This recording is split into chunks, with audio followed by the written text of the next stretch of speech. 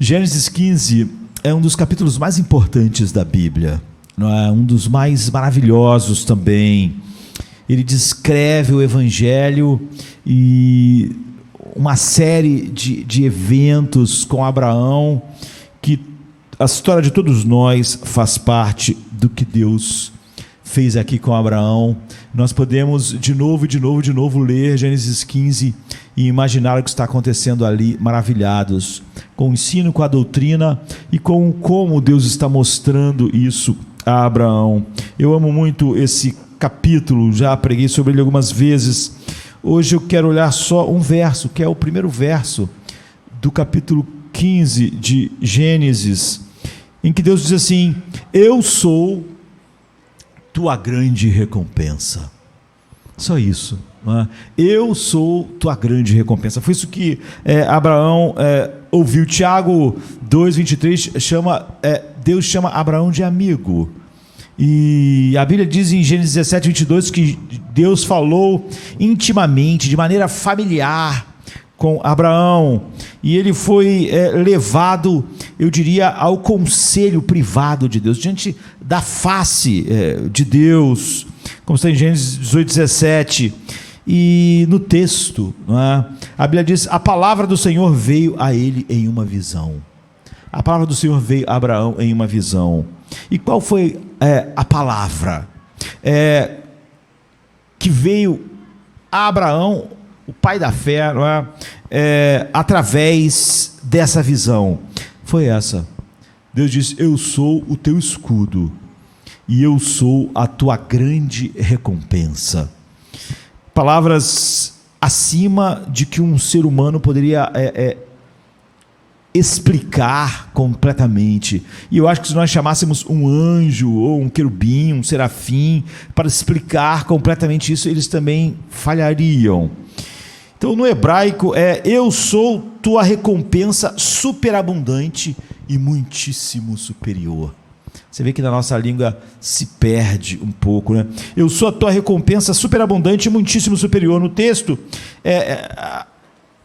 há um clímax, né, aqui, em que parece que as águas que fluem do santuário sobem cada vez mais alto, né, como na visão de Ezequiel.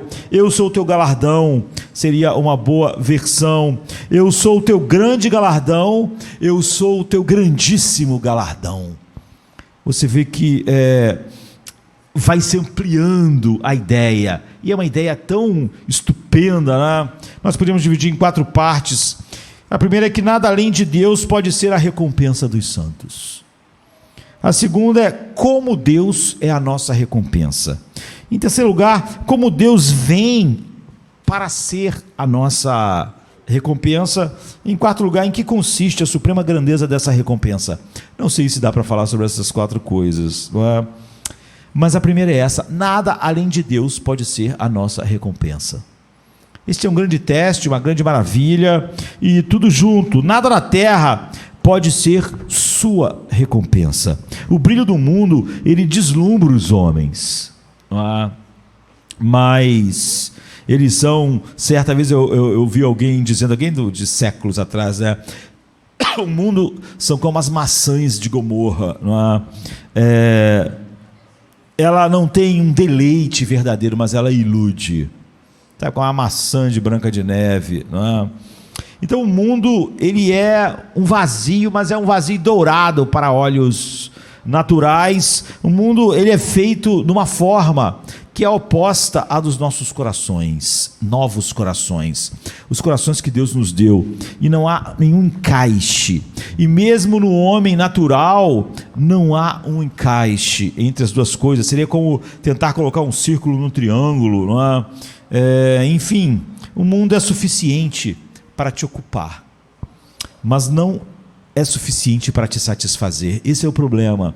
Ele é suficiente para nos ocupar, fazer nosso dia ser cheio, inventar cada vez mais coisas, cada vez mais entretenimento, trabalho, aspirações para sermos alguém, nos sentirmos melhor, termos uma identidade. O mundo, ele é suficiente para isso, para ocupar você, mas ele não é suficiente para te preencher. Então ele causa algo estranho. Quanto mais você se ocupa, menos você sente que está sendo preenchido. Isso aumenta o quê? Aumenta o medo, a depressão, a ideia da morte assusta cada vez mais, porque ele te ocupa, mas você vai descobrindo cada vez mais que não está cheio, não está satisfeito, e isso desencadeia todo um desespero na alma. O que mais eu posso ter? E o mundo continua preenchendo as pessoas, ocupando as pessoas, melhor dizendo, mas nunca preenchendo elas. Então em Jó 20, 22 diz assim: na plenitude da sua suficiência ou da sua abundância, o homem ainda estará em apuros. Ou em outra versão, sendo plena a sua abastança, estará angustiado. Não é um versículo enigmático, não é? Jó 20, 22, parece um enigma da suficiência insuficiente. Ele está dizendo, quando ele estiver abastado e cheio de riquezas, ele vai estar angustiado. Ou seja, aquela suficiência enorme em riquezas, em honra, vai aumentar a angústia. O significado é que quando o homem desfruta da maior parte da criação, mesmo abundantemente, ele ainda está angustiado, ele ainda está aflito. Quando o rei Salomão colocou todas as criaturas, acho que ninguém como Salomão pôde colocar no copo, na taça, todas as coisas da maneira que ele colocou. Tudo que você acha grande, prazeroso, para o paladar, para o ouvido, para a audição, para o ego humano, enfim. Quando o rei Salomão colocou todas as criaturas, tudo que Deus criou no cálice, poucas pessoas podem fazer isso na história, mas ele podia. E Jesus disse que nem Salomão se vestiu. Jesus foi falar sobre alguém que se vestiu com pompa, com riqueza, com honra. Ele mesmo colocou Salomão, mas nem Salomão, quando colocou todas essas coisas criadas no cálice e bebeu, não é, do seu espírito, ele descobriu que aquilo tudo era espuma. Ninguém pôde ir mais longe, mas ninguém, como diz o livro de Jó, na sua abastança eles estarão angustiados.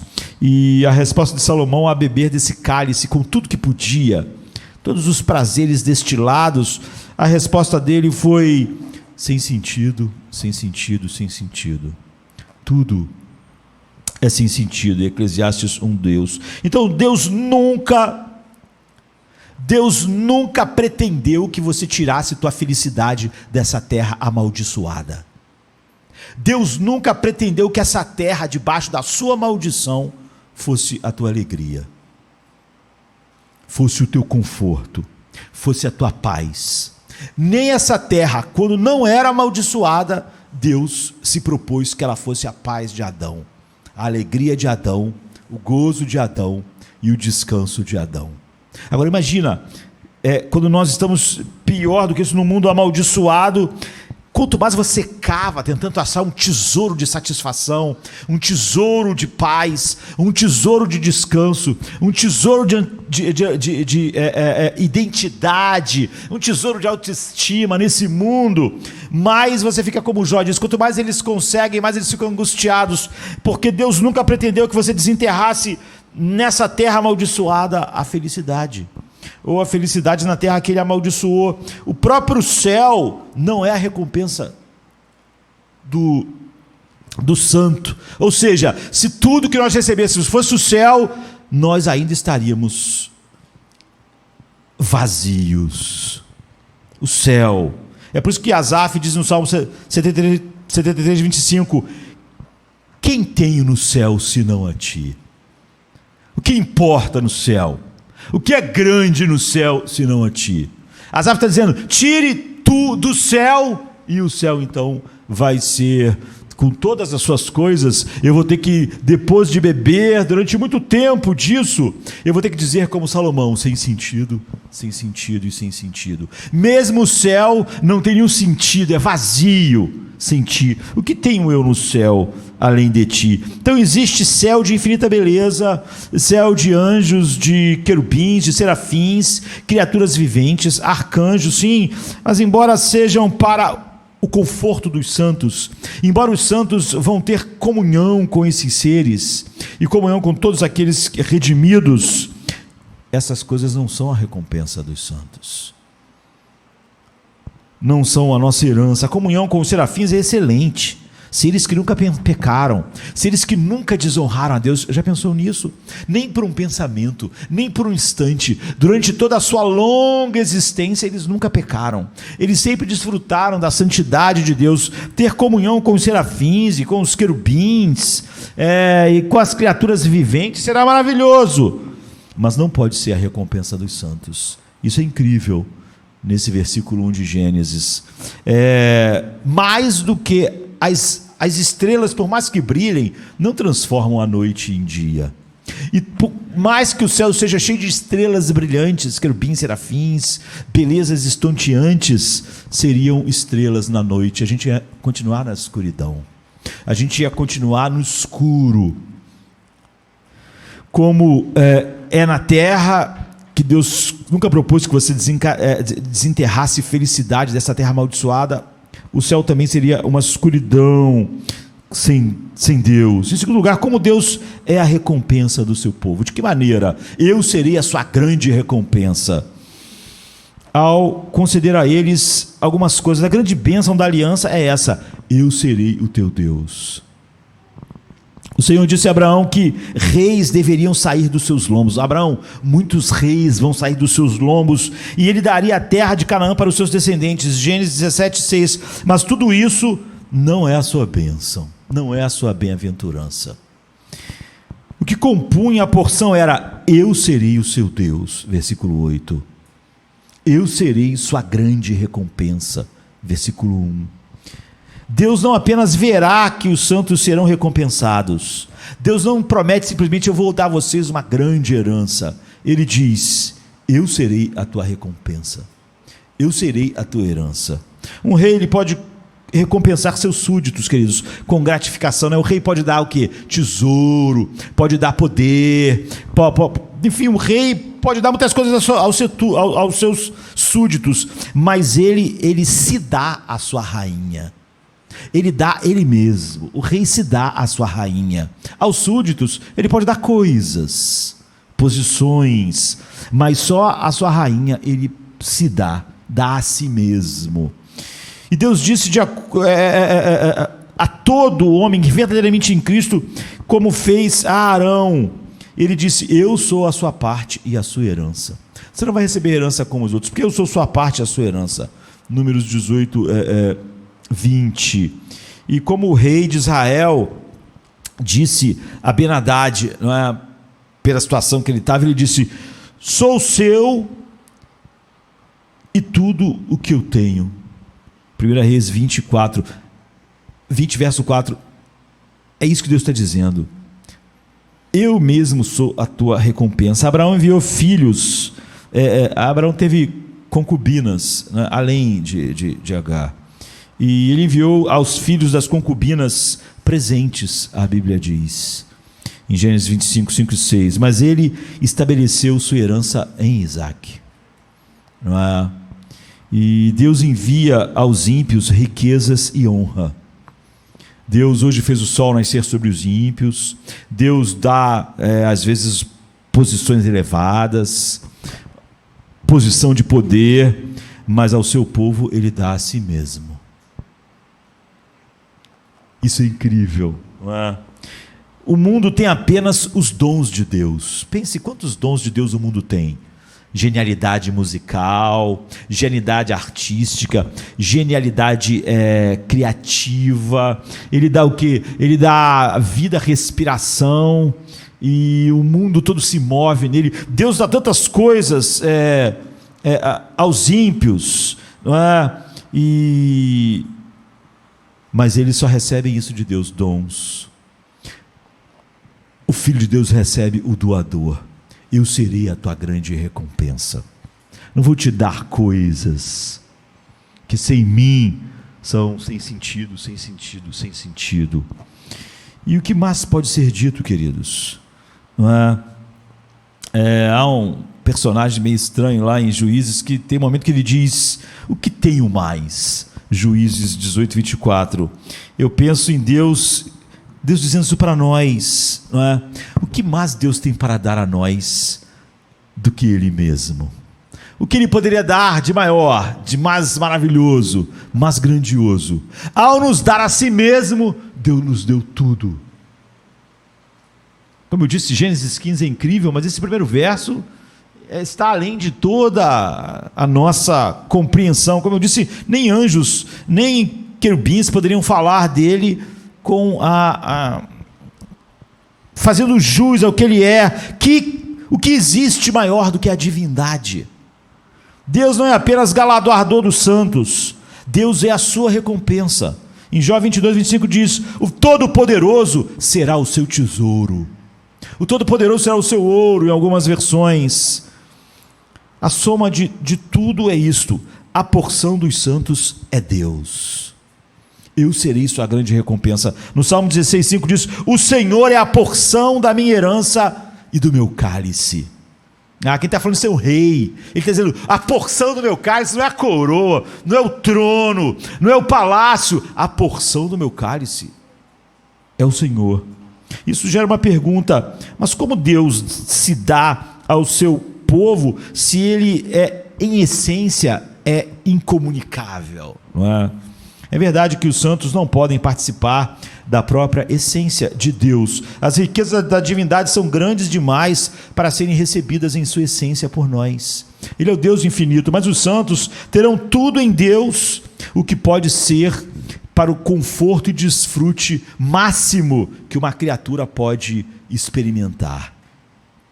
Eles vão participar tanto da semelhança de Deus, não é? Dos seus atributos comunicáveis, seu amor, a irradiância de sua glória, e como está em 1 João 3:2, João 17:26, então Deus surpreende, enchendo os vasos de misericórdia, de um tesouro inestimável. Em terceiro lugar, então, como Deus pode ser a recompensa do seu povo?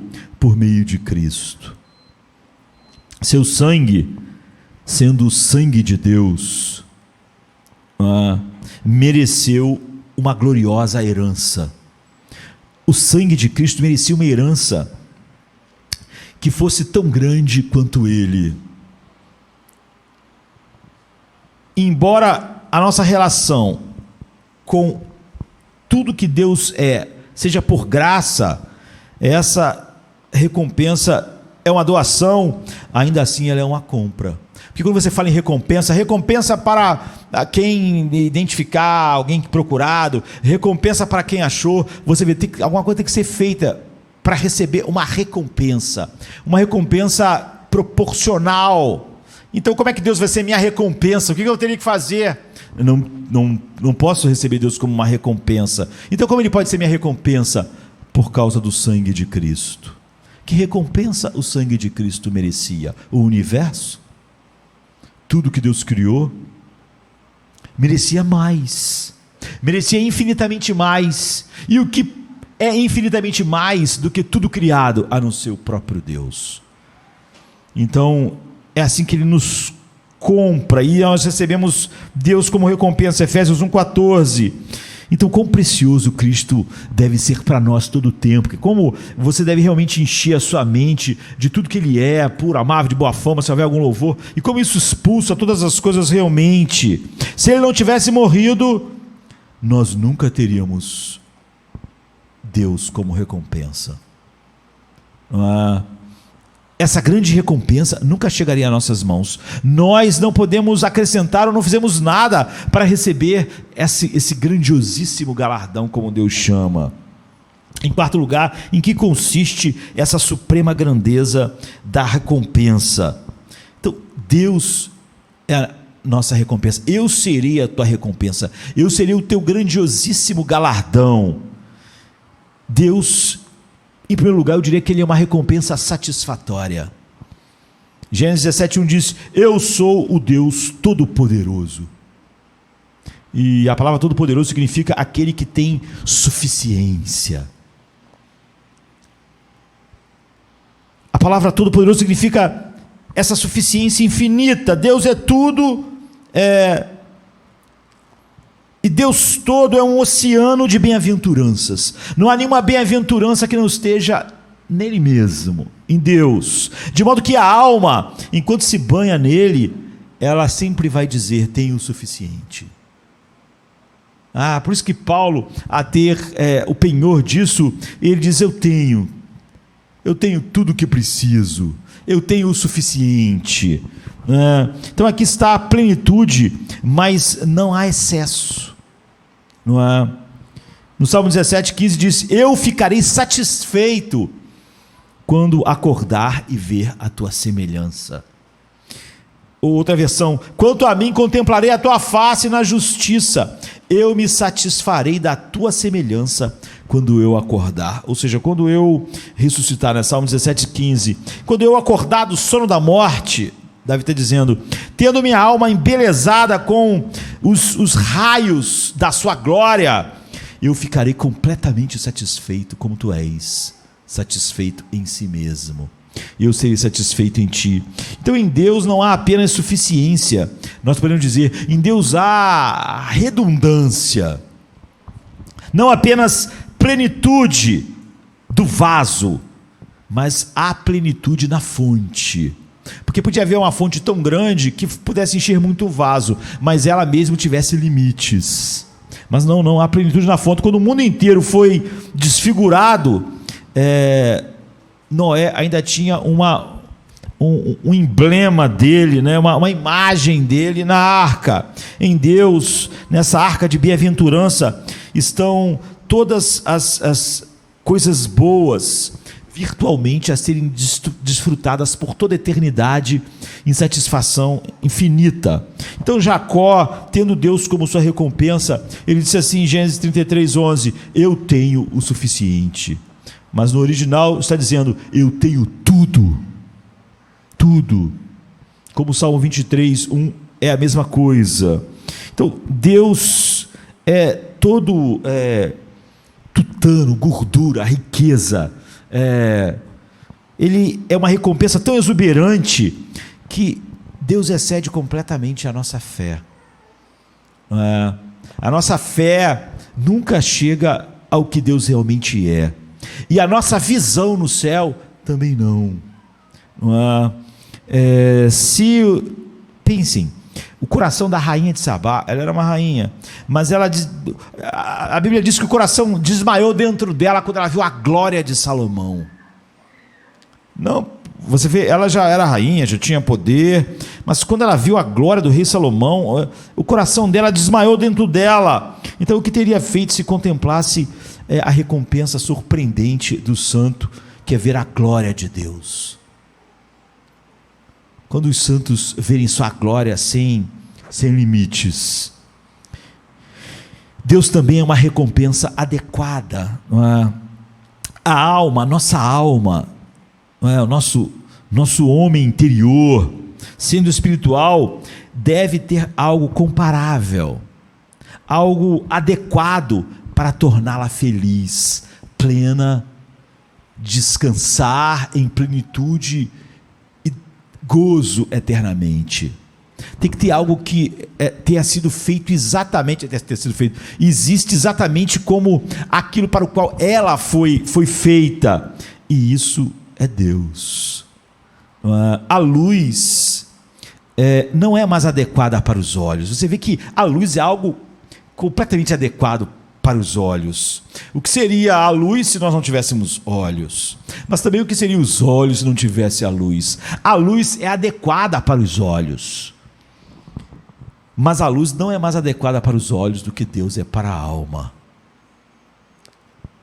Da mesma maneira que um olho nunca estaria satisfeito sem luz, é por isso que o homem na terra é deprimido, triste, com uma vida miserável, porque não há algo que corresponda à sua alma no mundo.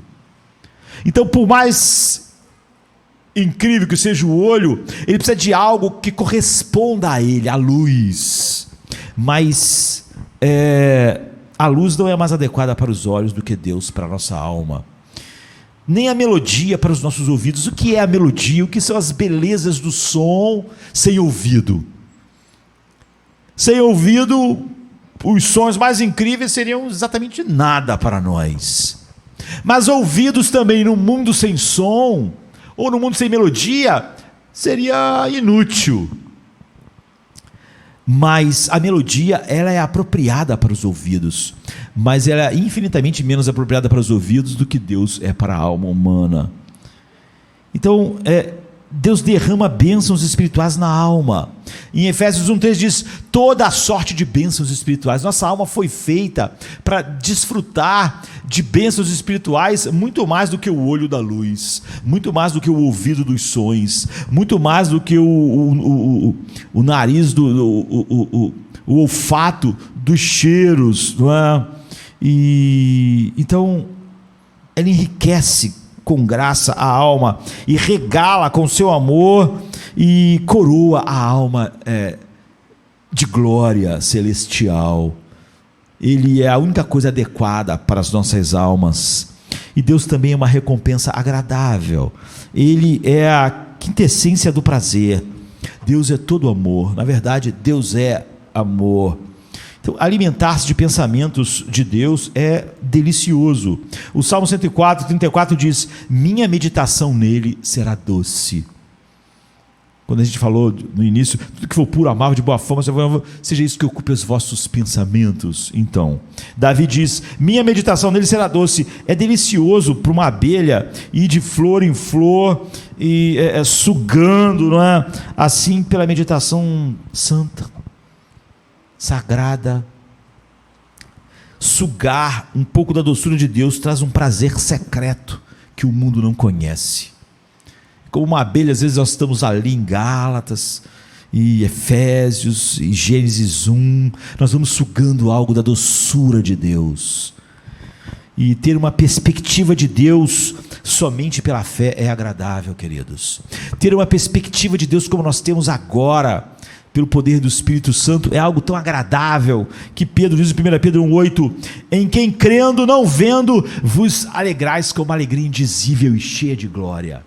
Você vê, só contemplando ele pela fé, indizível e cheia de glória, a alegria que produz. Então, como não será a visão? Se pela fé, não é tão agradável, que nos transforma a contemplação dele e nos enche de uma alegria no meio das aflições, então como não será ver a sua glória? Deus é uma recompensa tão doce, que continua sendo doce nas maiores aflições. 2 Coríntios 7:4 diz: estou extremamente alegre em todas as tribulações. Você vê, Filipe, conde de Issa, ele disse que em seu confinamento, durante muito tempo, ele teve o que ele chamou de a consolação divina dos mártires. Tu pensa, como alguém na cadeia, maltratado, esperando a morte, pode ter algum tipo de consolação? O que no mundo você acha que consolaria, encheria de paz pessoas assim? Mas o conde disse: no meu confinamento, na minha prisão, eu tenho a consolação dos mártires. Então, que recompensa deliciosa será Deus no céu, se Ele é uma recompensa tão exuberante, maior do que tudo na terra, caída. Isso pode ser melhor sentido do que expresso, queridos. Nem anjos poderiam expressar isso da maneira adequada, não é? Você pode falar muito sobre alegria indizível, mas isso pode ser melhor desfrutado do que dito. Isso é como o Jonathan Edwards disse, que você pode explicar para alguém quão doce é o mel, e essa explicação será maravilhosa. Pode até você entrar na química da composição do mel e mostrar quão doce ele é, mas ele diz que há uma outra forma de conhecer a doçura do mel, que é colocar o mel na língua. Então, essa alegria indizível deve ser descrita por nós, como Pedro está fazendo, mas ela é muito maior quando você experimenta, não é? É incrível.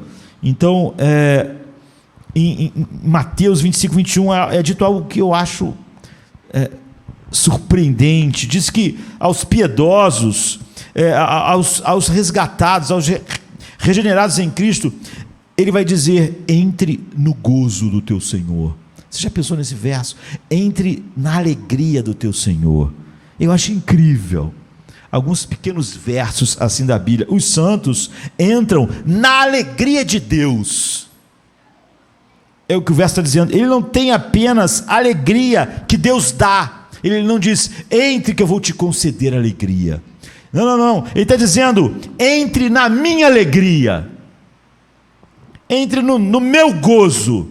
O gozo que eu sinto por toda a eternidade, entre nele. Deus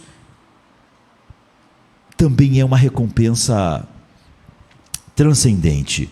Um pintor, a história meio mitológica diz, né, indo pintar um quadro de Helena de Troia, né, tão linda Helena de Troia. O pai dela, Tíndaro, ficou complicado de Helena casar. A gente sabe que ela vai casar, vai ter a guerra de Troia por causa disso. Mas por que o pai de Helena tinha dificuldade de ela casar? Porque tantos grandes reis, guerreiros queriam casar com ela, que Tíndaro ficava com medo de dar Helena para alguém e os outros reis, príncipes, guerreiros poderosos ficassem furiosos e se levantassem contra ele. Então ficou num dilema sem fim, Tíndaro. Como é que eu posso dar Helena para alguém se tantos reis, se tantos guerreiros valentes querem a mão de Helena? Quando eu der a mão de Helena para um, os outros vão se revoltar. Isso seria um impasse sem fim, né? Só não foi, não é porque Ulisses, né, de Ítaca, Ulisses famoso, né, da Odisseia, ele teve uma ideia para resolver o problema para Helena poder casar. Não é? Ele diz o seguinte: todos nós, príncipes, reis, guerreiros, vamos fazer um voto, um juramento, de que o rei Tíndaro vai dar a mão de Helena, e para quem ele der a mão, todos os outros, se alguém se levantar contra o rei e contra essa pessoa que receber Helena, todos os outros vão se levantar contra ele. Foi a única maneira de Tíndaro poder dar Helena a alguém, e os outros que juraram que defenderiam o rei e o marido dela, não acontecesse nada. Nós sabemos que Paris sequestrou Helena e depois teve a guerra de Troia, mas Helena era tão linda, não é? Homero diz, tão linda, que então chamaram o melhor artista, o maior de todos os artistas, para pintar Helena, não é? E ele, depois de tentar muito, não podendo desenhar a beleza de Helena, ele fez a Helena com o rosto coberto com um véu. Era o melhor artista dizendo o seguinte: não dá, não é? Então eu vou fazer Helena com um véu no rosto. E eu acho que Deus é uma recompensa tão iminente, tão lindo, que nós não podemos apresentá-lo na sua magnificência, não é? Nós temos que colocar um véu. Temos que colocar um véu, não é? Porque não podemos descrever a beleza. Então pense quão estonteante é Deus dizer: eu serei seu grandíssimo galardão. Então Deus é uma recompensa tão eminente, que nós não podemos apresentar Ele no seu esplendor, e na nossa incapacidade de apresentar Ele em sua beleza final, como aquele artista com Helena, nós então colocamos um véu, admitimos nossa incapacidade. Não porque a beleza é tão grande que está além das nossas capacidades. Então o que a Bíblia está dizendo é o seguinte: coloque o mundo inteiro na balança, o universo inteiro, a terra e o céu numa balança de um lado, e Deus no outro prato, e tudo que o universo será uma pena, e Deus será um Everest de ouro. Deus é muito melhor do que todas as coisas juntas. Deus é muito melhor do que quando tudo estiver restaurado e os céus manifestarem a sua glória como as águas cobrem o mar. Então, mesmo esse mundo perfeito, então Deus é infinitamente melhor que este mundo. Por isso Ele não diz que este mundo perfeito e maravilhoso vai ser o nosso grandiosíssimo galardão. Ele será o nosso grandiosíssimo galardão. Deus é muito melhor do que todas as outras coisas juntos, do que todos o céu, todos os anjos, todos os querubins, todos os serafins, todos os eleitos. Ele é melhor que o mundo e melhor que o céu. Ele é a causa original de todas as coisas boas. Tudo que você vê no mundo que ainda tem beleza, ou toda a beleza perfeita no céu, é apenas um pálido eco da beleza de Deus. Nada é doce sem Deus. Ele perfuma e santifica nossos confortos, de tal maneira que o Éden sem Deus não é um conforto para nós. Seria sem sentido, sem sentido, sem sentido. Por isso Asaf disse: nada, o que tenho eu no céu além de ti? Ou seja, comparado a ti, o que é o céu? O que são as coisas? Não é nada, não é? Deus também é uma recompensa infinita. E sendo infinito, seguem-se duas coisas. Esta recompensa não pode vir a nós por mérito. O que você poderia fazer, mesmo se não fosse pecador, para merecer um mérito infinito? Uma coisa infinita? Uma criatura pode fazer uma coisa infinita? Podemos merecer Deus como a nossa recompensa, mesmo que não tivesse pecado? Um querubim pode merecer Deus por recompensa? Um serafim pode ter um mérito infinito para receber uma recompensa infinita? É óbvio que não. Criaturas finitas não podem merecer recompensas infinitas, mesmo que elas tenham sido perfeitas a vida toda. Toda a sua existência. Deus sendo uma recompensa infinita, não pode haver também, em segundo lugar, defeito ou escassez em Deus. Nunca diga, mesmo na porção dele que você tem na terra, que não é suficiente para alegria, paz, gozo. É uma blasfêmia. Não há falta naquilo que é infinito. É uma contradição você falar que falta algo no infinito. Algo no infinito amor, algo no infinito poder, algo na infinita paz. Alguns podem perguntar: é Deus suficiente para cada santo individual e todos os seres glorificados por toda a eternidade? A resposta é o quê? Sim.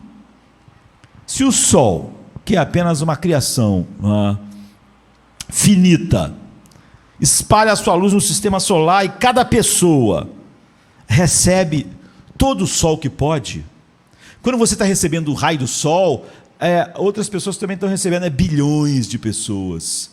Mas você não pensa: aquela pessoa está roubando meu sol. Eu teria mais sol se ele não tivesse um sol também. Não, o sol, você vê, é suficiente para todos, e todos estão recebendo a plenitude do sol. E ele é só uma parte da criação finita. Então Deus vai ser tudo o que Deus é para um eleito, como se não tivesse mais nenhum eleito.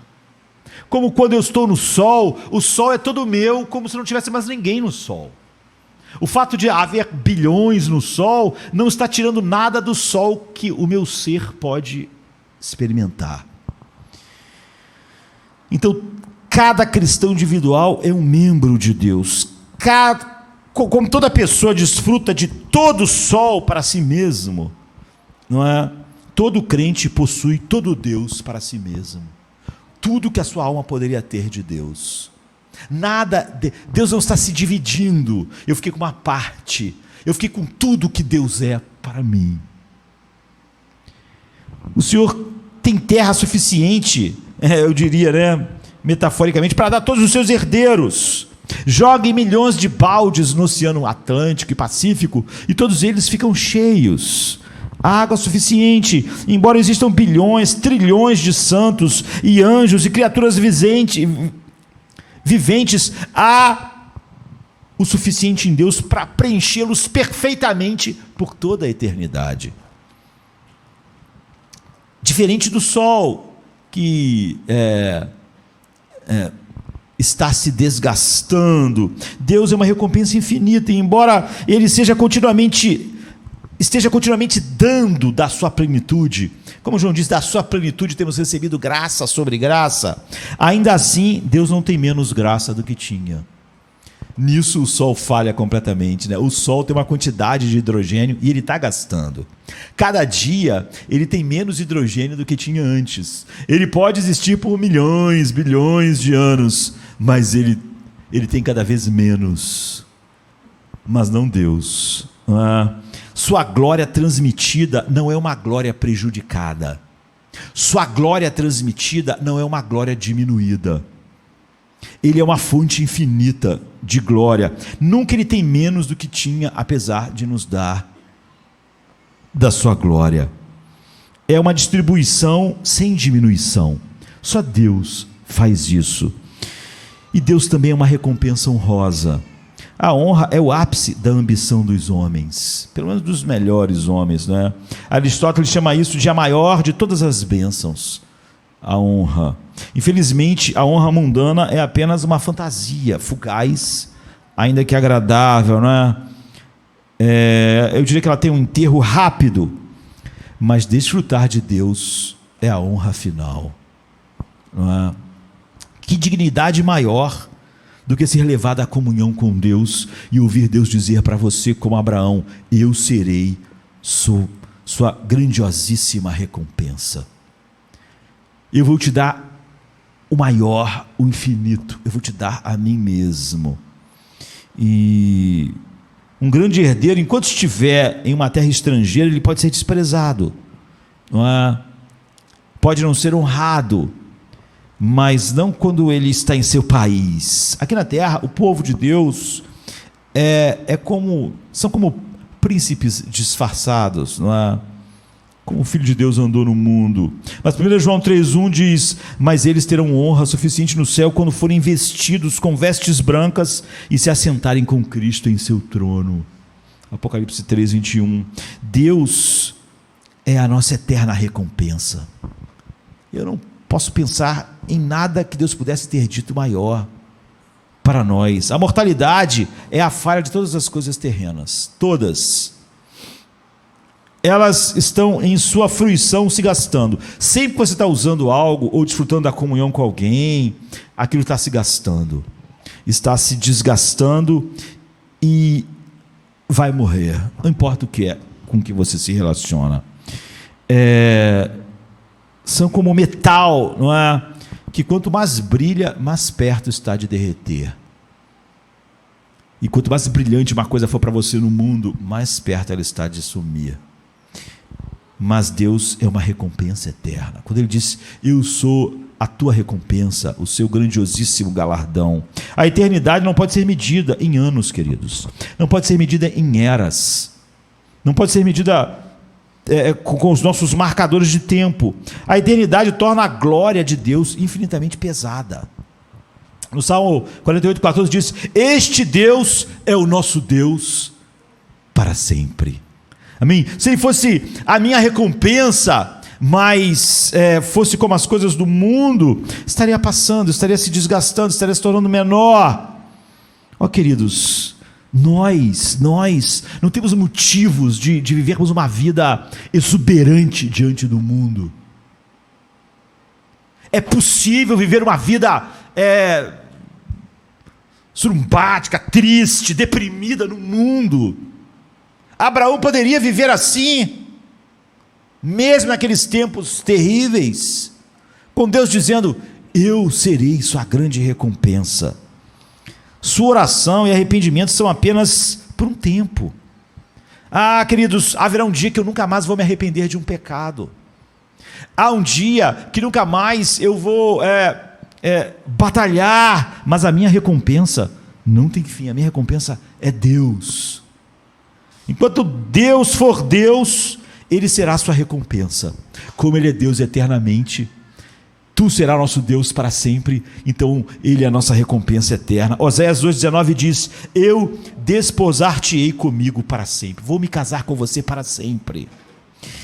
Deus se casa com o seu povo, e isso não admite divórcios. E como eu disse, um rei, ele dá muitas riquezas, coisas, poderes aos homens, mas ele se dá à sua rainha, ele dá a ele mesmo. O amor de Deus por seus eleitos é tão imutável quanto é o seu amor por Cristo. Da maneira que o Salmo 73:26 diz assim: tu és minha porção para sempre. É uma porção que não gasta. Toda porção diminui, não é? Porque é infinita, não pode ser perdida porque é eterna. Pensem como você poderia meditar sem fim nesse primeiro verso de Gênesis 15: eu serei Eu sou a tua grande recompensa. Lemos sobre um rio de prazeres à direita de Deus, que flui sem fim, no Salmo 36:8. Mas você pode perguntar, esse rio é incrível, mas ele seca? Ele pode secar? Não, porque ele é uma fonte sem fundo, sem fim. O Salmo 36:9 diz: contigo está a fonte da vida. Jesus diz mais, ainda mais profundo: o Pai tem a vida em si mesmo. Imagina, não é uma fonte de delícias que você pensa, em bilhões de anos ela vai secar. Você pode perguntar, mas se essa recompensa é tão grande, é infindável, ela não vai acabar nos sobrecarregando, nos esmagando? No mundo eterno, queridos, nossas faculdades serão estendidas ao máximo que uma criatura pode ter, sem nenhuma das limitações que temos hoje. E com essas faculdades estendidas ao máximo, nossa mente, nossas afeições, com todas as nossas capacidades estendidas ao máximo, e por meio do mediador Jesus Cristo, nós seremos capazes de desfrutar dessa recompensa infinita. No passado alguém disse, coloque uma placa de aço. Eu achei engraçado, né? Porque a pessoa estava falando, e numa época que é tão diferente da nossa, né? Dizendo que no passado eles colocavam uma placa de aço atrás de um copo e você vai poder ver seu rosto nele. Ou seja, uma espécie de espelho, né? Naquela época. E assim, queridos, que a natureza humana de Cristo vai ser. Nós não podemos ver a essência invisível de Deus, mas a natureza humana de Cristo, colocada como um aço apontado para o divino, a glória de Deus será desfrutada nele plenamente e perfeitamente por nós. E como não há como você olhar diretamente para o sol, não é? Através dos raios da glória infinita do Filho do Homem, nós vamos ver essa glória. E outra pergunta pode surgir: onde aparece a certeza dessa recompensa? Deus, que é a própria verdade, jurou, e ele disse: não tendo por algo maior para que jurar, ele jurou por si mesmo: abençoando te abençoarei. O juramento de Deus é colocado como penhor. Deus precisaria se tornar um demônio para isso não acontecer, porque Deus é verdade e não pode mentir. E se ele é o penhor, então não, Deus não apenas penhorou sua verdade, não é? A pérola mais rica da sua coroa, ele deu antecipação e os primeiros frutos dessa recompensa aos santos, como Paulo diz, em alegria e consolação. Ele, além de dar a sua palavra e jurar por si mesmo, ele deu a eles uma percepção da sua glória, da sua alegria, do que ele é, como Gálatas 5:22, não é? Isso foi ao próprio Deus vindo habitar em nós, na pessoa do Espírito, começou a infundir em nossa alma essas coisas. E alguém pode perguntar, mas quando abraçaremos plenamente a nossa recompensa? Jesus diz em Apocalipse 22:12: eis que venho sem demora, e o meu galardão está comigo. Ou seja, o nosso galardão é: eu sou a tua recompensa. Então o sentido da razão pensam que é um longo intervalo, mas a fé nunca está ligada a intervalos, queridos. A fé nunca vê nada muito longe, né?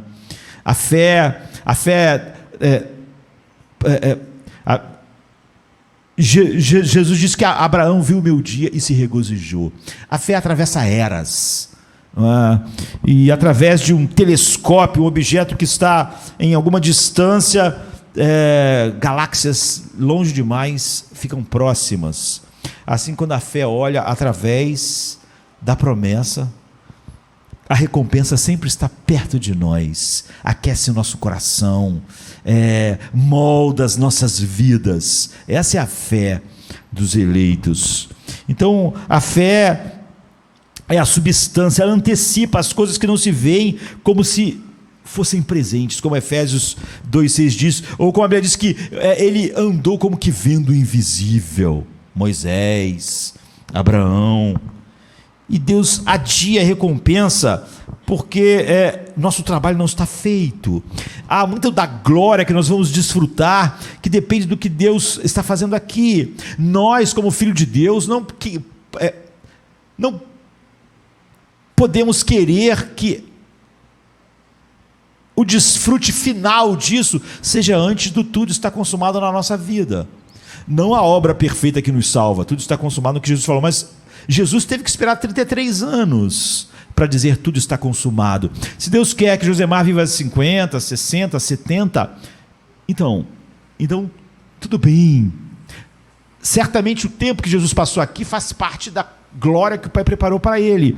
Numa escala infinitamente menor, todas a vida, a aflição, a fé e o deleite no mundo pecaminoso que eu tenho em Cristo faz parte do que Deus preparou para o meu desfrute eterno. Aumenta o peso de glória às nossas aflições, é o que Paulo diz. E Deus adia a recompensa para que nós possamos viver pela fé. A fé, nós, se somos arrebatados pela recompensa, que é o nosso galardão, e vivemos como se estivéssemos vendo o invisível, nós estamos desfrutando de algo muito precioso, porque nenhuma graça honra a Deus como a fé, de tal maneira que a Bíblia diz que sem fé é impossível agradar a Deus. Então a fé confia no vínculo de Deus, e a paciência espera. Então você vê, quando nós temos que viver aqui sem um desfrute final, nós estamos desfrutando de algo que agrada e honra muitíssimo a Deus. Nós vivemos por fé.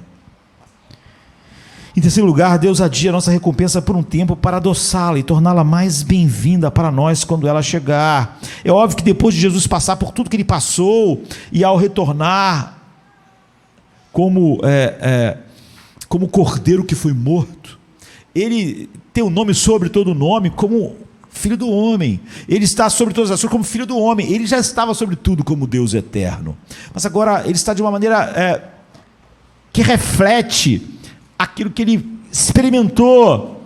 Então, depois de nossos trabalhos, vigílias, conflitos, quão mais precioso nós veremos a recompensa. Como mais glorioso será tudo, Deus como grandiosíssimo galardão de Paulo, quando Paulo vê quão maravilhoso foi a vida que ele pôde viver por fé neste mundo que desprezava a Deus. Se ainda for perguntado quando será o tempo, nós sabemos que é breve, porque a nossa vida não é longa, não é? E Paulo diz, é melhor estar fora do corpo e estar com o Senhor, é imediato e não demora.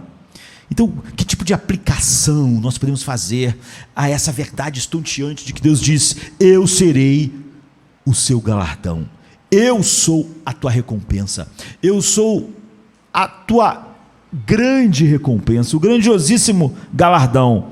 Em primeiro lugar, é evidente que é lícito esperar uma recompensa. Nós, infelizmente, quanto mais você se afasta do verdadeiro evangelho, mais você espera recompensas que não tem nada a ver com o evangelho, não é? Se Deus é a nossa recompensa, não é lícito esperar ansioso por ela? Se você acha que a sua recompensa é o céu, ou você acha que a sua recompensa é uma coisa que vai acontecer aqui na terra, vai consertar isso, consertar aquilo, consertar teu casamento, consertar tua carreira, então você pode você vê como recompensa coisas que não tem um apelo todo poderoso no coração. Mas se Deus é a nossa recompensa, então é lícito esperar. Qualquer outra coisa que você está ansioso para obter se torna pecado, mas não isso. Moisés estava olhando a recompensa. A Bíblia diz em Hebreus 11, 26. E qual era a recompensa? O versículo 27 diz, ele era como se ele visse aquele que é invisível. Você vê, Moisés estava de olho na recompensa, mas isso não é pecaminoso. Você vê, ele estava querendo a recompensa. Alguém pode dizer, mas ele só quer algo. Então, ele queria Deus, que é a sua recompensa, que é o seu grandiosíssimo galardão. E ele ficava olhando para a recompensa, como se vendo o invisível, e isso nos vivifica e nos santifica de um grau de glória para outro. E é como os antigos diziam que a vara da murta, eles gostavam de fazer cajados com vara de murta, porque eles diziam que aquela vara, ela ajudava você a descansar enquanto você se apoiava nela, e esse é um apoio invencível que nós temos no mundo. E se Deus quer que a gente fique aqui durante um tempo mostrando o quão apoio invencível, maravilhoso, conforto ele é, então isso é bom. Em segundo lugar, se Deus é uma recompensa tão grande, então nós não vamos nos engajar ao seu serviço, não é? Foi um discurso blasfemo o que está em Malaquias 3,14: é vão servir ao Senhor. O infinito Deus Trino, Jeová, dá uma recompensa que está muito além dos nossos pensamentos. Portanto, a recompensa que eu tenho, que é o próprio Deus, é infinitamente maior do que os meus desertos, do que as minhas aflições, do que as minhas perdas, do que qualquer coisa que aconteça no combate. Quão aptos são as pessoas, por ignorância ou erro, para julgar mal os caminhos de Deus. Eles estão sempre pensando se vai valer a pena isso ou aquilo. Eles todo mês têm que tomar decisões de novo, e de novo, e de novo, porque eles estão sempre reavaliando. Eles estão sempre reavaliando, vale eu ser assim, vale a obediência, vale ser obediente em todas as coisas, vale. Como isso é terrível quando nós estamos pensando no que é a recompensa. E você realmente difama o evangelho totalmente centrado em Deus antes de experimentar, porque como alguém condena o alimento antes de experimentar, ninguém que experimentasse algo de Deus pensaria duas vezes se vale a pena qualquer coisa, a nossa grandiosíssima recompensa que nós recebemos em Cristo. Então, além das gratificações que Deus dá nesta vida, provisão, proteção, paz, conforto, alegria, há uma gloriosa recompensa em breve, que é desfrutar dele plenamente, como o Salmo 19:11 diz. Então o próprio Deus é o dote dos santos, o próprio Deus é o tesouro do novo coração. Deus tem um monopólio, todas as riquezas estão nele. Imagina, você pode falar que o Elon Musk é o cara mais rico do mundo, mas ele é o mais rico, mas ele não tem toda a riqueza, tem vários outros ricos, e as nações são ricas, mas não quando você fala em Deus. Deus tem o monopólio da riqueza, ele tem todas as coisas em si mesmo, todas as riquezas espirituais, todo o universo, e ninguém mais tem nada. Ele tem o monopólio, ele tem aquelas riquezas que não existem em nenhum outro lugar. Começa com as riquezas da salvação e as riquezas da sua glória. Ele é uma mina de ouro que nenhum anjo pode escavar. Paulo chama isso de as insondáveis riquezas de Cristo, em Efésios 3,18. Ele tem o monopólio, infindáveis riquezas de Cristo. Não é que tem riquezas muito nele e outros têm menos. Não há mais riqueza nenhuma. Só ele. Então, seria razoável, não seria blasfemo alguém dizer, é em vão servir a Deus? Para um cristão, todo o seu labor, todo o seu combate é algo tão rápido, mas a sua recompensa, ela não tem fim, ela é o próprio Deus. Não tem tamanho, não tem medida. Ele tem uma colheita chegando que não pode ser absorvida por ele por toda a eternidade, finalmente. E veja a tolice então detestável daqueles que respondem como Deus diz no Salmo 81:11: Israel não queria nada de mim. Não havia desejos nele por mim. Se o homem recebesse uma grande soma de dinheiro, trilhões, e ele se recusasse por qualquer coisa, porque ele quer passar um final de semana em algum lugar, porque ele quer ir no shopping, você diz, esse cara é insano, esse cara é louco. Como ele pode recusar uma herança de trilhões, porque ele quer ir no shopping ver um filme? Nós acharíamos que alguém que troque uma riqueza assim infinita por uma coisa assim totalmente tolo. Mas infelizmente, mesmo os cristãos não acham tolo quem por qualquer coisa está não capturado pela beleza da sua herança. Deus oferece uma recompensa incompreensível aos homens. E ainda assim, sem a atuação soberana do próprio Deus, eles recusam. E se você vê o tamanho da escuridão do coração do homem, o homem, por causa da sua queda, perdeu sua mente, não é? Capturada pela concupiscência. Ele não vê onde está o interesse final, deleitoso, que a sua alma anseia. Não há nada nesse mundo que você não possa escrever temporário. Nada na criação inteira, mesmo aquelas coisas que você sabe, isso vai existir para sempre, porque Deus os manterá momento a momento para sempre. Eles mesmos, em si mesmos, não têm duração.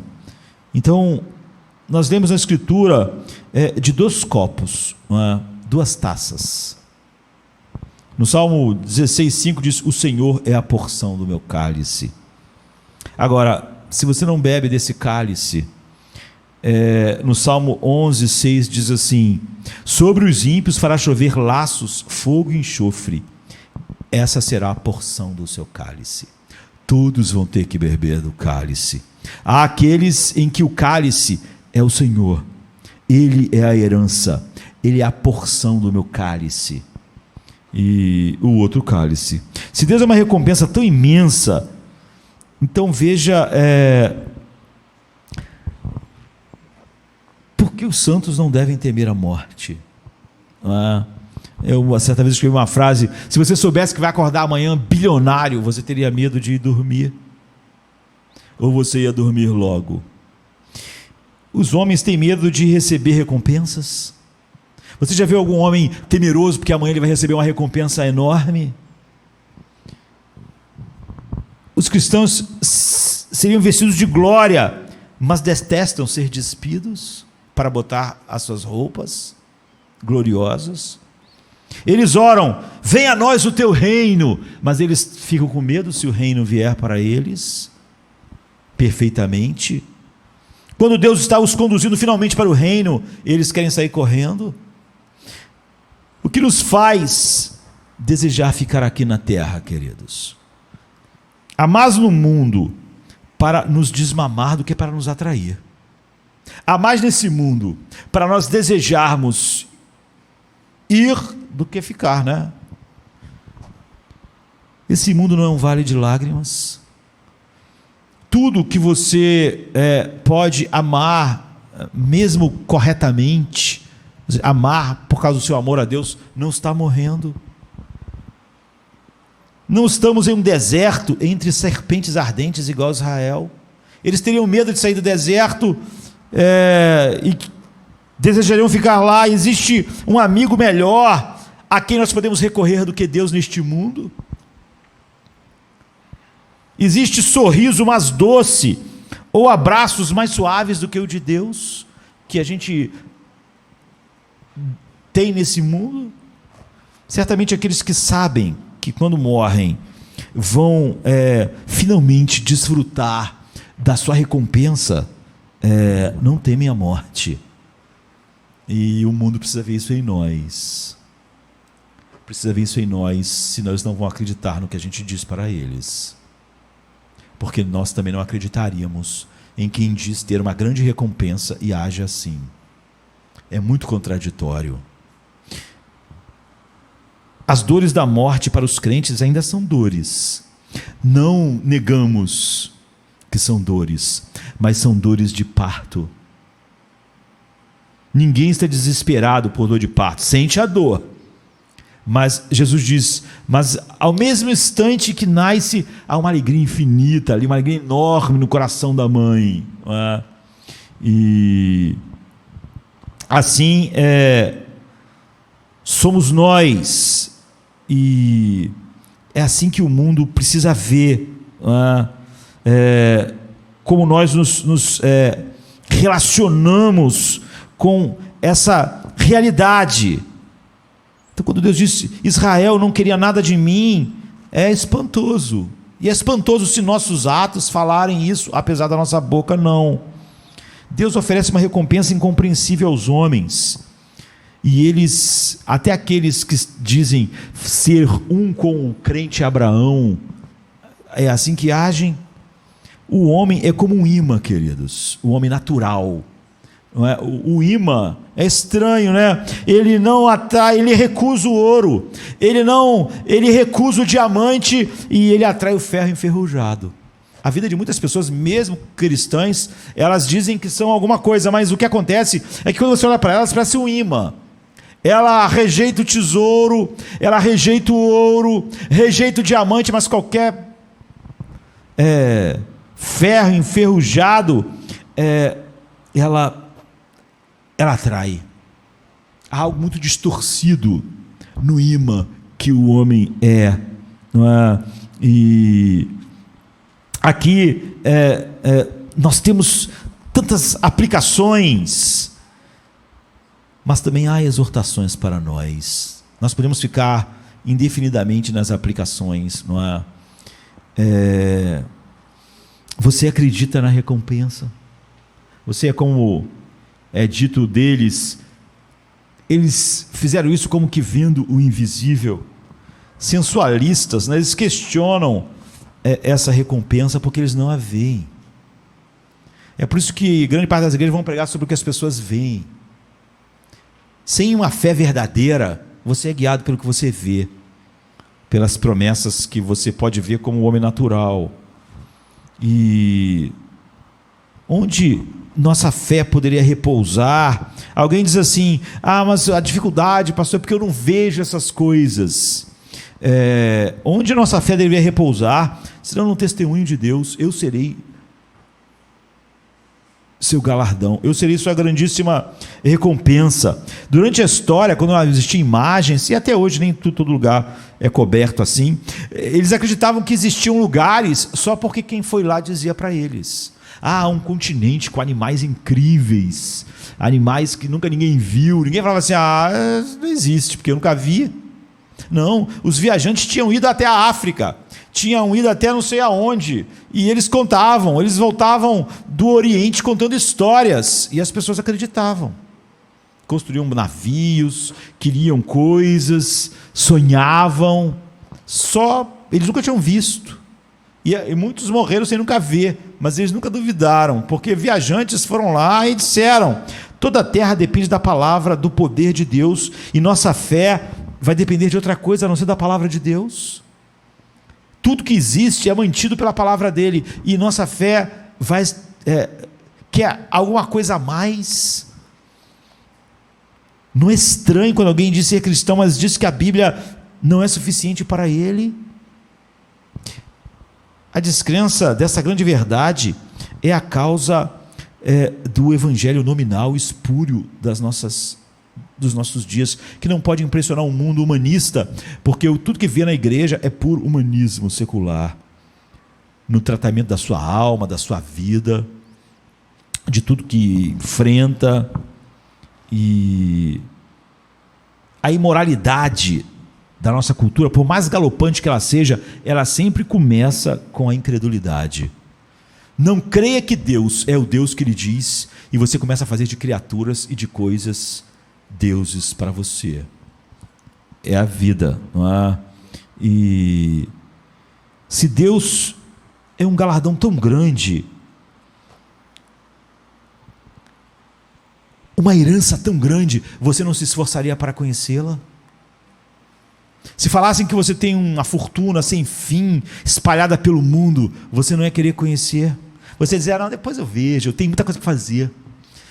Meu dia é muito cheio. Não tem tempo, assim. Às vezes até tento, assim, mas eu estou com muito sono no final do dia, e é muito corre-corre, e essa herança enorme que eu tenho para receber, então eu não tenho tempo de vela. Sou muito sem tempo para olhar essas coisas. Se Deus for a tua grande herança e tua grande recompensa, você não vai se esforçar para conhecer a tua herança, tua grande recompensa. Aquilo que Pedro diz, essa é a característica daqueles que fazem firme a sua eleição. E em outras coisas, nós adoramos uma propriedade. Essa casa é minha, essas terras são minhas, eu tenho outra casa em outro lugar, eu tenho isso, eu tenho aquilo. O Faraó disse a Moisés e Arão: vá e sacrifique ao teu Deus. Não foi ao meu Deus. Então, deixar uma palavra no testamento pode estragar o testamento, pelo menos para alguém, ou pode ser uma bênção para o mandamento.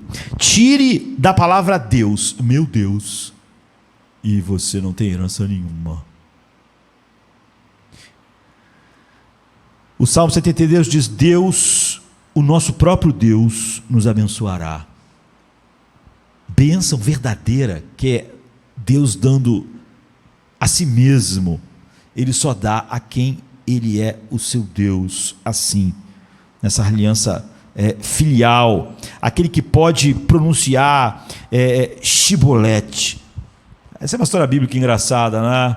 As pessoas de Efraim lutaram de Gileade, traíram, se juntaram com o lado errado da guerra, mas depois que tinham perdido, o que aconteceu? Eles eram tudo da mesma nação, né? Então eles falavam que não eram de Efraim, se esconderam, atravessaram o Rio Jordão, se esconderam. Depois eles tentavam passar, mas o pessoal de Gileade, eles disseram que eles iam matar todo mundo de Efraim. Então, quando a pessoa vinha passar, eles perguntaram: você é de Efraim? E a pessoa dizia: não, eu de Efraim jamais. E eles mandavam a pessoa falar Shibolete, porque o pessoal de Efraim tinha um sotaque diferente, sabe? Assim, como aqui no Brasil, tem cada lugar que tem um sotaque. E o pessoal de Efraim não conseguia falar Shibolete, falavam Cibolete. Não tinha esse chiado carioca, eles. A gente passaria, não é? Mas eles não tinham. Então eles falavam assim: fala aí Shibolete. Eles falavam Cibolete, mata. Mataram 42 mil pessoas. Não dava para enganar, era o teu sotaque. Os outros tinham um ouvido acostumado a ouvir a palavra falada por quem era daquele lugar. E mesmo que eles tentassem imitar, eles descobriam. Juízes 12, 5, 6.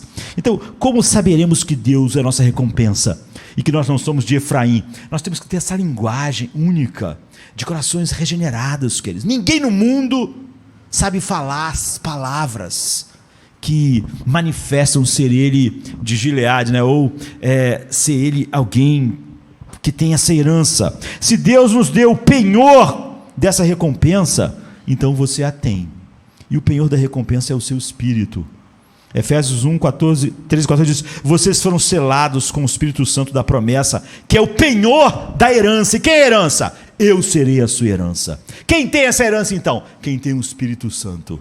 Onde Deus dá seu Espírito como penhor, Ele se deu como herança. Cristo deu coisas a Judas, né? Ensinamento. Cristo deu até a bolsa de dinheiro para Judas, mas Cristo não deu o seu Espírito a Judas, e por isso então ele está perdido. Ele não tinha como falar Shibolete, ele não pertencia. Como saberemos então que temos o Espírito de Deus? Você pode perguntar. O Espírito, ele carrega influências consigo mesmo. Você não pode só dizer que tem o Espírito de Deus. Ele consagra o coração, porque é por isso que ele está em nós, tornando o santo dos santos do seu ser, o seu coração. É lá que as afeições santas estão sendo geradas. O Espírito Santo santifica a tua mente, fazendo que ela tenha pensamentos santos, que julguem as coisas, não segundo o humanismo, tu julgue todas as coisas segundo a mente de Deus. O Espírito Santo santifica a tua vontade. Ele inclina a tua vontade fortemente para a piedade, de tal maneira que você não diz, eu não tenho como, porque eu sou só um homem. Não, não, não. Isso todo mundo já sabia. Ninguém prega para as pessoas na expectativa de que ela, como um homem natural, possa fazer nada, mas na expectativa de que ela seja habitada pelo Espírito Santo. Ele santifica a tua vontade também. Não só teu coração, não só tua mente, mas a tua vontade.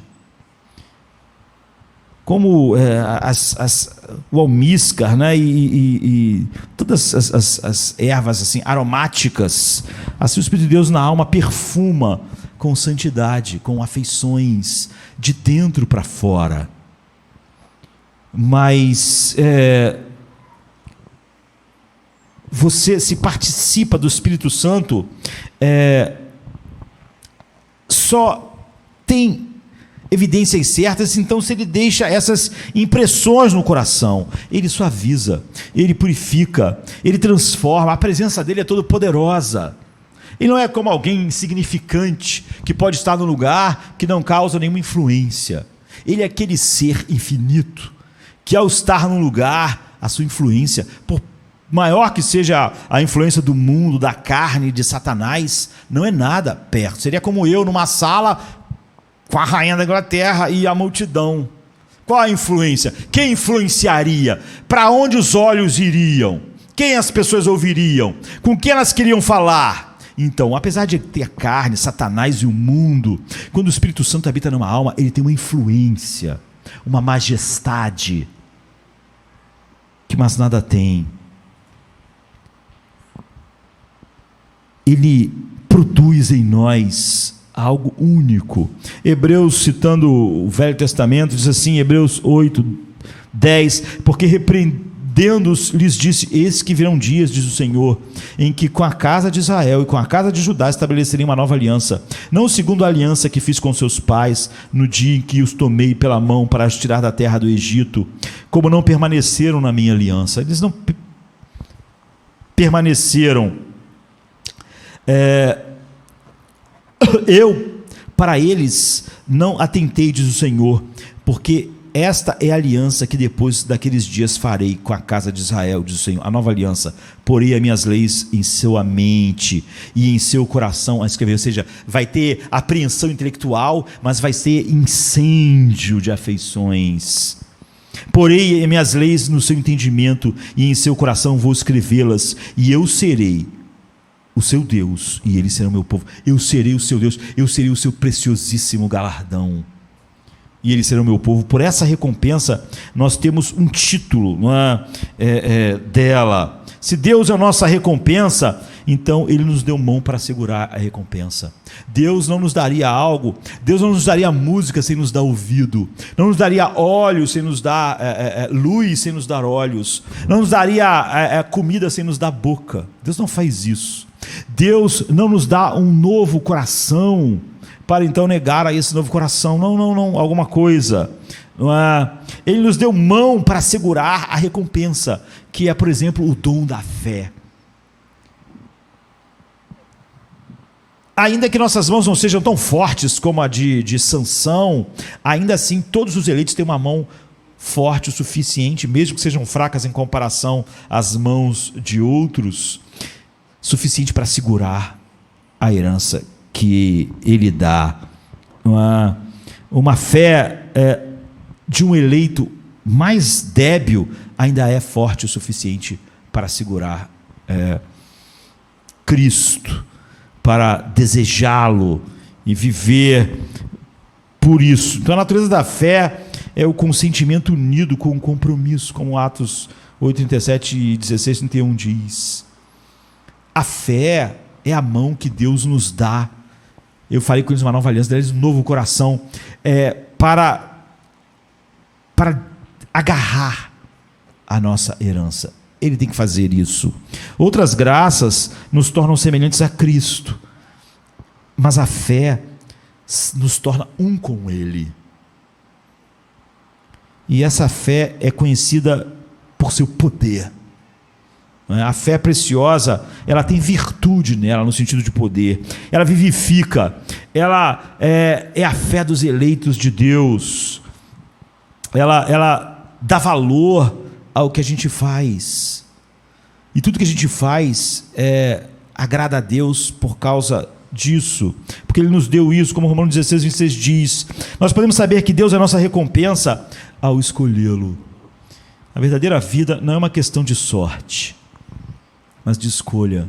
O fato de Deus nos escolher antes da fundação do mundo não quer dizer que nós não escolhemos Deus, só quer dizer que a nossa escolha é fruto da escolha dele, que no tempo Ele deu um coração, Ele deu aptidões espirituais e nos deu o seu espírito para desejarmos Ele no tempo, como resposta à escolha dele na eternidade, não é?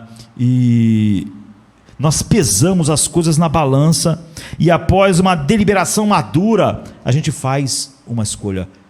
Eu terei Deus de qualquer forma. A Bíblia diz que Moisés olhou para os tesouros do Egito e disse: não é nada perto de Deus. E nós já sentamos e calculamos o custo. Nós somos pessoas que olham para todas as coisas do mundo e pensam: eu já calculei o custo. Eu não calculo todo dia quando eu acordo. O mundo não é nada diante da minha recompensa.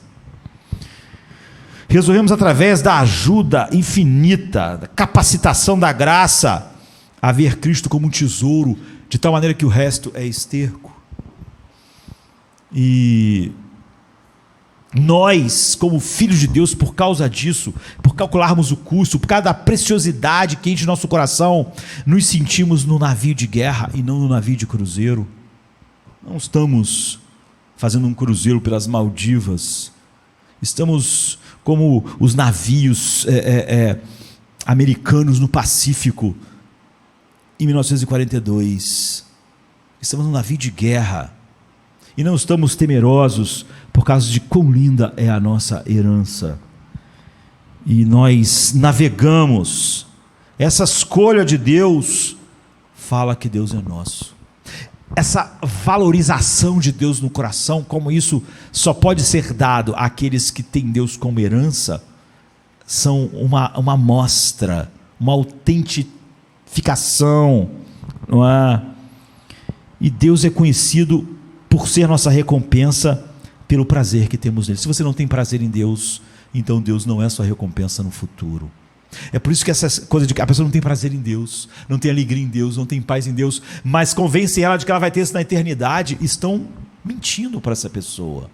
Ela vai ter um futuro muito triste, porque esse futuro é mais triste do que o homem que nunca achou nada. Há pessoas que vão vir naquele dia: eu nunca te conheci. E a Bíblia diz que elas vão ficar espantadas. Outros não vão ficar porque eles pensam: eu nunca conheci ele mesmo. Mas essas pessoas foram enganadas. Deus é conhecido por ser nossa recompensa pelo prazer que nós temos nele. O Salmo 37, 4 e 8 diz: como os homens se satisfazem com suas ricas porções.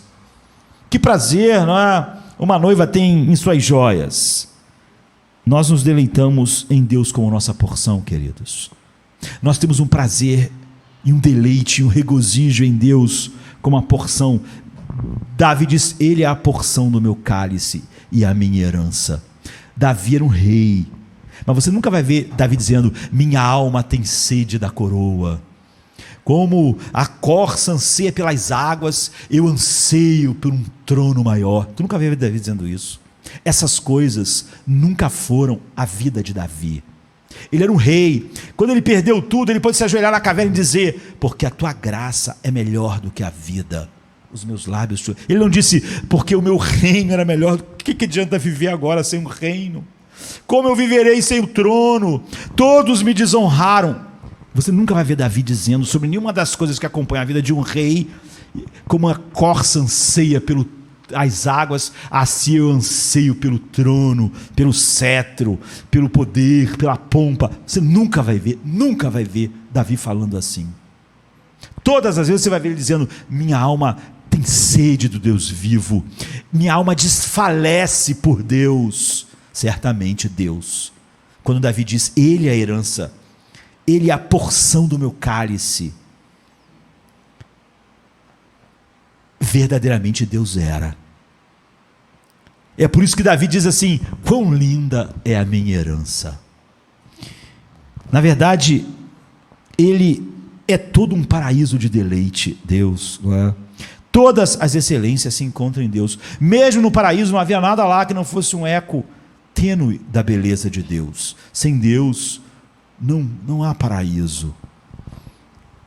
O nosso prazer é genuíno na nossa herança. Isso diz que a herança é nossa. Não apenas nos deleitamos nas bênçãos de Deus, mas Deus é o nosso deleite, ou seja, Ele é a nossa herança. É uma delícia superior. Não há nada em que nós nos deleitemos como nele. Davi então tinha suas riquezas, como eu falei, coroa e tal, mas ele diz no Salmo 43:4: Deus é a minha grande glória. O trono não é minha grande glória. Minha alma, como eu disse, suspira por Deus, não pelo trono. É por isso que quando ele perdia, Davi nunca estava arrasado, porque perdia o trono. Ele não tinha perdido nada que fosse a sua vida. Seu trono não era a sua vida. Minha vida acabou, né? Perdi a coisa mais preciosa. Davi nunca perdeu a coisa preciosa dele. Ele diz: Deus é minha grande glória, mas no original diz: Ele é a nata da minha alegria. Não é maravilhoso isso? Ele é a nata, Ele é o ápice da minha alegria. Podemos nos deleitar em Deus quando outras coisas se vão, queridos. Quando qualquer coisa dessa vida se vá, nós podemos ainda nos deleitar em Deus. Nossos corações ainda têm deleite, gozo. Nada do que era essencial foi embora quando coisas que nós e pessoas que amamos se foram. É sobre isso que Abacuque está dizendo: ainda que a colheita se perca, ainda que destruam tudo, eu vou me alegrar, eu não vou suportar, eu vou me alegrar no Senhor, no Deus da minha salvação. É isso. Quando as flores do jardim de um homem morrem, ele ainda pode se deleitar com sua propriedade, com seu dinheiro, com suas coisas. Ele não diz: acabou a vida porque as flores morreram. Assim, a flor é bonita, é ótimo, mas quando a criatura se desvanece, eu ainda posso me regozijar na pérola de grande valor. Nada a não ser Ele é a pérola de grande valor. Então, quando a criatura ou a criação se desvanece, ou quando o meu corpo, que faz parte da criação, se desvanece, Paulino, uma pessoa da história da igreja, quando lhe disseram que os godos haviam saqueado a cidade e levado tudo que era dele, era um homem poderoso, a resposta de Paulino foi: o Senhor sabe que Ele é a minha herança. Não me fizeram nem um pouco menos rico do que eu era ontem, porque as minhas riquezas não podem ser roubadas, não podem ser saqueadas. Por esse deleite em Deus, nós podemos sem dúvida saber que Ele é a nossa herança e nossa grande recompensa. O que devemos fazer para que Deus saibamos isso mais profundamente? Primeiro, vejamos nossa necessidade dele. Estamos desfeitos sem Deus. Quando pecamos, isso é a nossa morte, nossa tristeza. Quando perdemos algo da comunhão com Ele, é muito pior do que perdermos nossa saúde. Jamais levante qualquer crista, né, de orgulho e ache que você é rico, se tudo que você pensa sobre riqueza não seja só o que você desfruta em Deus. Senão, se você, como a igreja de Laodiceia, que dizia: você diz, eu sou rico, eu não tenho necessidade de nada, e Deus diz: você é pobre, miserável, nu, você não me tem. Em segundo lugar, vamos implorar a Deus para ser nossa recompensa. Era a oração de Agostinho assim: Senhor, dá-me a Ti mesmo. É a sua oração. É a coisa que você mais necessita diariamente. Senhor, me dê de Ti no dia de hoje. O Salmo 17,14 diz: não me despojes de misericórdias comuns, não me deis a minha parte nesta vida. E está dizendo: olha, eu preciso só de coisas comuns, mas não me dê a minha herança nesta vida, por favor. Nesta vida não há nada que possa ser a minha herança. Então sejam fervorosos, pretendentes, e Deus nunca negará nada do que o seu coração anseia, que é o próprio Deus. A oração é a chave do céu que, girada pela mão da fé, abre o tesouro, a caixa de tesouros. E o que nós temos lá? Deus. Viva todos os dias na contemplação dessa recompensa. Esteja com sua mente, como Paulo diz, pense nas coisas que são de cima. Outro dia eu expliquei o que o texto queria dizer. Pense no que Deus preparou para aqueles que o amam. Se você tem uma grande herança, você pensa nela, querido. Não me desculpe, as coisas valiosas, caras para você, não passam dias fora da tua mente. Tua vida é importante. Tudo que é importante para você vive na tua mente. O que nosso pensamento dizem? Nós pensamos, se nossos pensamentos pudessem ascender ainda mais alto para contemplarmos. Alguém já disse que quanto mais alto voa um pássaro, melhor ele pode cantar, porque está distante do mundo. Então pensemos em quão abençoados são todos aqueles que possuem essa herança eterna. Nunca olhe para um cristão verdadeiro com pena. Eles são os benditos da terra. Mesmo que ele esteja numa ilha chamada Patmos, numa prisão em Roma. Se pudéssemos olhar um pouco pelas frestas da porta do céu, queridos, e ver a beleza da bem-aventurança de todos os eleitos redimidos e de todas as criaturas. Se Deus deixasse nós colocarmos o ouvido nas portas do céu para ouvir a música arrebatadora que eles estão cantando agora. Aqueles espíritos seráficos, hinos de louvor que eles cantam, como sua alma seria transportada. Paulo está dizendo, mantenha-se aí. Não é? Os cristãos, se você tem essa recompensa, você medita nela. Por isso que ele fala, medita nela de dia e de noite. Não está falando de meditar em um livro. Como eu já disse, nós não amamos um livro, nós amamos a mente de Deus, o Deus que é a nossa recompensa. Até que seus corações sejam profundamente afetados, não parem de meditar. Não é? E nós somos como metal, que precisa estar constantemente lá, incendiados por essas belezas. Então deixe que os seus pensamentos se concentrem na glória diariamente, pensando que existe uma recompensa tão incompreensível a ser concedida a mim, e esses meus olhos serão abençoados e pensamentos transformados. Eu quero continuamente trazer à minha mente todas as belezas da minha herança, em expectativa, não é? Permaneça nesse, eu diria, fogo de meditação, até que seu coração comece a se aquecer. Não vá ler a Bíblia como manual para consertar isso na sua vida, aquilo na tua vida, o casamento na tua vida, aquilo na sua vida, a vida profissional, aquilo, tentando encontrar uma regrinha para a vida. Vá lá olhar a sua herança, todas as outras coisas vão cair no lugar certo.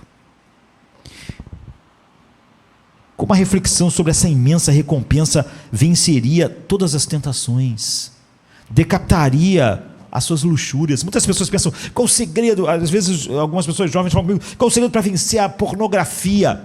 Não existe métodozinho, não existe. Só a contemplação maravilhosa da sua herança vão fazer essas coisas totalmente vencíveis. Sabe, isso vai decapitar as tentações, as luxúrias que eram incontroláveis. O que existe existe uma recompensa tão certa, tão doce, tão rica, tão verdadeira. É assim que nós somos santificados, e não pela lei.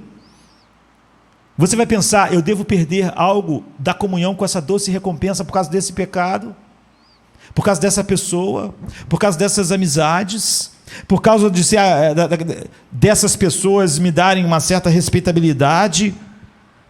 Não há antídoto mais forte para expulsar o pecado do que sérias meditações sobre a recompensa. E ela não é o céu, ela é Deus. Foi quando Moisés ficou muito tempo fora de vista que Israel fez um bezerro de ouro. Traga isso para o nosso mundo. Se Deus ficar fora da sua vista, logo você vai fazer um bezerro de ouro. Mantenha Deus. Se Ele é a tua recompensa, Ele vai ser sua meditação diária, a sua recompensa. E isso contenta o povo de Deus.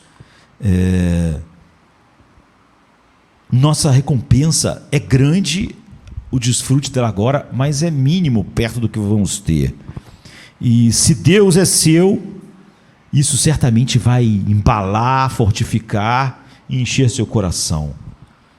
Deus permite que os ímpios tenham seu pagamento de antemão. Em Lucas 6:24, há um verso triste que Abraão diz para o rico: você já recebeu sua herança. Tudo que você tinha naquilo no mundo, você achou que valeu a pena? Essa era a sua herança. Você já recebeu suas coisas boas. E era para um rico. Valeu a pena? Lázaro está recebendo a recompensa dele. A recompensa dele. Tua recompensa é um lixo perto da dele, não é? É um esterco. Pena que você não viu isso. Pena que não viu antes. Um homem ímpio vai escrever: recebi tudo que poderia chamar de bom no dia que morrer. E não há mais nada. Já um filho de Deus, por mais que tenha coisas nesse mundo, dirá: não recebi nada ainda da minha herança. Todas aquelas coisas boas estavam longe de ser a minha herança, minha delícia. Essa é a diferença, não é? A recompensa dos santos está num sentido reverso. O manto e o anel, como o filho pródigo recebeu, né? A gente está na frente. Isso não sintoniza o teu coração com contentamento.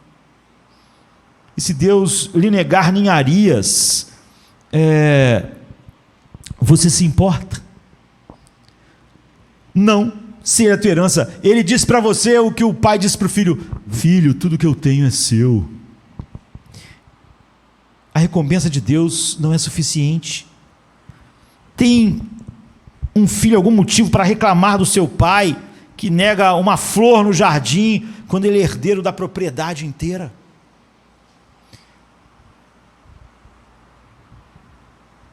É estranho, não é? Que você ache realmente que nessa vida alguma coisa essencial possa ser tirada de você, ou eu. Que essa recompensa extremamente grande, infinita, desperte em nós um espírito de atividade para Deus junto com o de meditação. Nossa cabeça deve estudar, meditar nele, mas nossos pés também devem correr por ele. Nossos corações devem bater por ele, não só a mente. Somos abundantes na obra do Senhor. Paulo diz: quanto mais cheio de Deus você é, mais abundante você é em honrá-lo. Não é? E Paulo, sabendo que esplêndida recompensa estava à frente, ele trouxe toda a glória que podia para Deus. Ele diz: trabalhei muito mais abundantemente. A ideia de que quando você tem muito da graça, você não faz nada, é um absurdo, não é? Ele superou todos os outros. E eu fico assim, queridos, espantado. Por exemplo, Platão, Demóstenes passaram por trabalhos, estudos hercúleos, que tinham apenas a fraca luz de velas da natureza para eles enxergarem alguma coisa. E se o cristão não deve muito mais colocar então suas mentes, seu vigor, seu trabalho, quando eles têm certeza de que tem Deus como sua própria herança. Se Deus é uma recompensa tão grande, os que têm Ele são alegres. Sobre isso eu não vou falar agora, vou falar à noite. Deus ama a visão de um crente com alegria indizível, porque isso conta para todo mundo quão linda é a minha herança. Não há nada na terra que possa me dar alegria ou tirar minha alegria. Minha herança não está aqui, não pode ser tocada. pelas vicissitudes do tempo. Deus ama um cristão assim, não é? A bondade da consciência é vista na alegria do semblante. Então, assim como um temperamento melancólico, abatido, torna a pessoa imprópria para o dever, ninguém gosta de ser tratado. Você vai num lugar, você vai comprar uma comida, se a pessoa tiver com a cara emburrada, você pensa, que chato, né? Ser atendido por alguém assim, com esse mau humor, com essa falta de... A pessoa parece estar no enterro enquanto ela está aqui me servindo um prato de comida. Imagine, se a gente acha isso, não é? Você imagine servir a Deus, não é? Então, eu vou parar porque, como eu disse, é inapropriado tentar esgotar um único verso da Bíblia que seja tão grande. Eu sou tua grande recompensa, teu grande galardão. Você nunca vai ouvir algo maior neste mundo. Se você for um crente com Abraão, isso é tudo que você precisa ouvir. Vamos ficar de pé.